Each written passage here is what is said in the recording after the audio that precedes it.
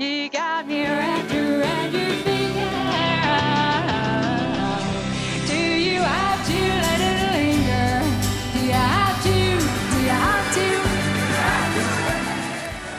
The Cranberries wouldn't have become famous if it wasn't for Dolores. There's no question about it. There was something about Dolores and her innocence. She lived in Limerick, had never been outside of Limerick, and didn't know anything of the world. She's so innocent and so naive and so unworldly, and was suddenly playing concerts to 17 and 18,000 people. She grew up very quickly. I think a lot of people maybe felt they were like a little bit like her, and the voice is one thing that seemed to connect with so many people.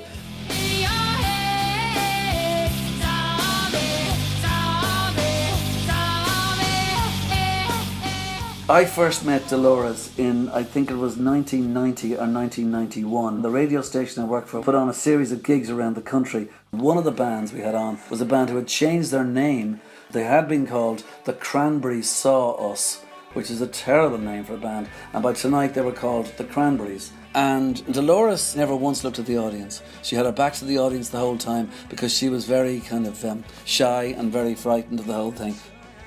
I mean, when we last talked to each other, you were just beginning. Just beginning, yeah. Yeah, what was the secret? How did you do it? We just went to America. We spent 6 months, 5 months touring there, was it? Yeah.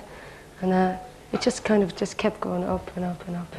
One of the most important things about the Cranberries is timing. Grunge was happening in America and Britpop was happening over in this part of the world. In the middle of that early 90s stuff came something a little bit different, something ethereal, I think you could nearly say, something that was for people who weren't really into the kind of noise or the torn jeans of grunge.